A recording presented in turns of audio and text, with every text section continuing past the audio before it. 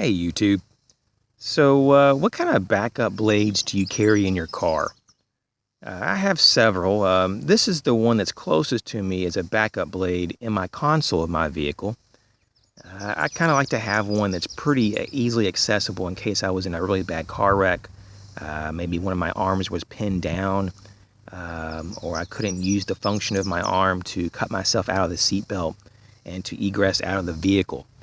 In that case, I have this strategically placed in the console and another one attached to the seat itself. And I find that as an option that works for me, gives me peace of mind. This particular knife is just a very inexpensive knife. This is probably one of the best, in my opinion, of the knives made by Maxim. Maxim Cutlery, as I've already kind of been knocking for a few weeks now, they make complete junk on the most part. This is probably one of their few that I would even recommend out of probably the several hundred blades they have. This literally, I mean, they're all imports and they're all cheesy. But this one actually, if you can get a good one, and when I mean good one, they're hit and miss on the quality of each one. I bought a box of 12 of them because they were so inexpensive. And I used my old contacts from when I used to actually have a knife shop.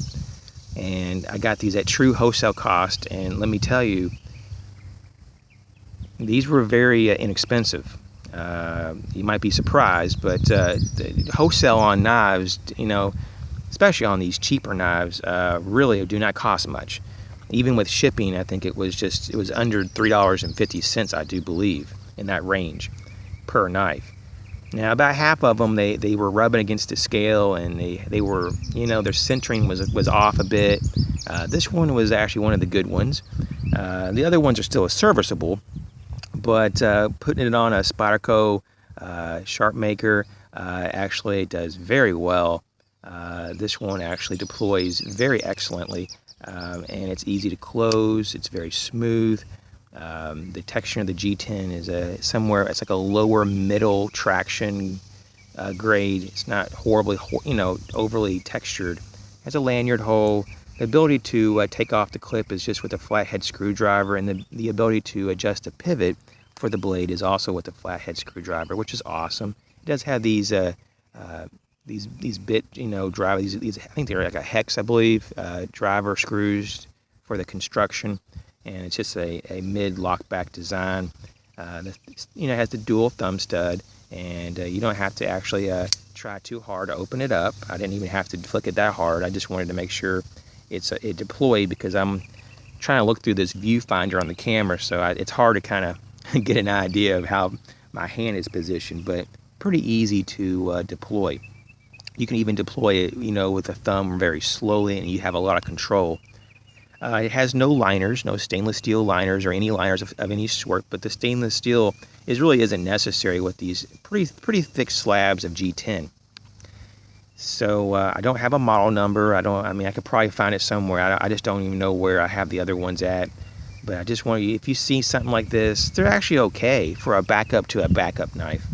And if you don't use it for everyday tasks, like I don't, I basically I would just use this as like an emergency knife that you keep it razor sharp like I do now, and just to cut through some webbing or seat belts or something, just in case, because it is a very lightweight. And just to compare it, I have a Delica 4 from Spyderco, and I just wanted to show you the size comparison. This Maxim knife is a bit larger, and so you can kind of see just a little larger overall. It does have a stone wash finish, this Maxim. It has this modified, it's kind of like, it's wanting to be a clip point. So I would say it's a modified clip point, hollow ground, I would imagine.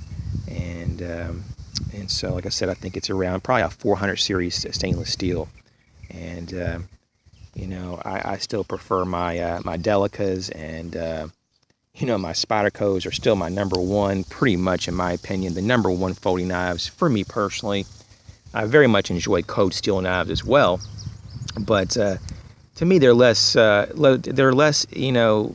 carryable than the Spyderco. And even this is easy to carry. I find myself sometimes carrying it, or one of the other ones, not the one I keep in the car, but some of these are just, sometimes these cheaper knives, what I'm saying, are pretty decent. There is no jimping or any type of ridging on the bottom, and also on the top it's smooth. I don't like that. I wish there was a little bit of traction for the forward grip of the thumb ramp, and even the thumb ramp is just a little bit shallow. But I do wear extra large gloves, and I do just get enough real estate to get a full grip that's controllable. I like how the handle comes out just a little bit wider at the end to kind of help yourself from slipping back. And then it has this, I guess you would call this a choil, that it locks it in. I wouldn't even mind if it was just a little bit deeper. That would even be better. But actually, there's quite a bit of a choil, and I can really, it locks your finger in. So for light and maybe even, medium duty utility task, actually this could be okay. The only problem is because of the blade steel, you're going to get a pretty limited amount of cutting, of satisfactory use. You might be able to go through a couple boxes before you'll start to notice it possibly. I haven't used these knives to know that for sure, but it takes such a little ease to sharpen it, literally like maybe a minute or two at the end of the day.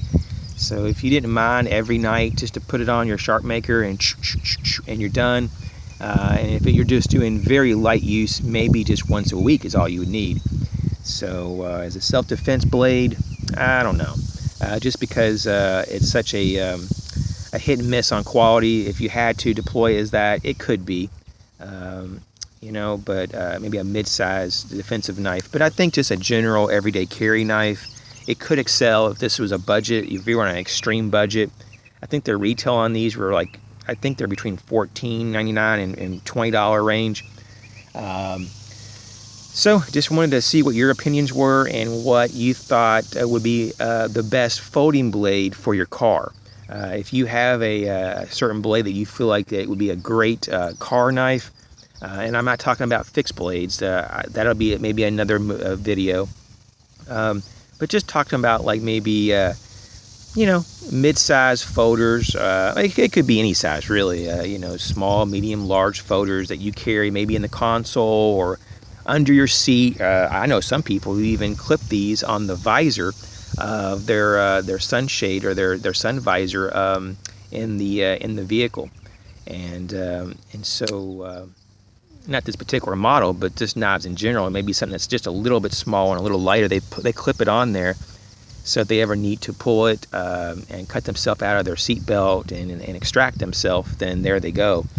But overall, it's not too bad. It's not too bad, and I just don't think that you need liners in all blades. I think this G10 is strong enough, and it just really doesn't have any flex. Let me see.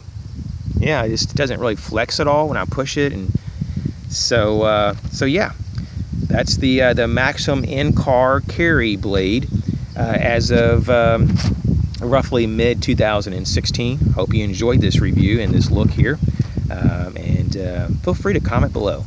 Thanks for watching.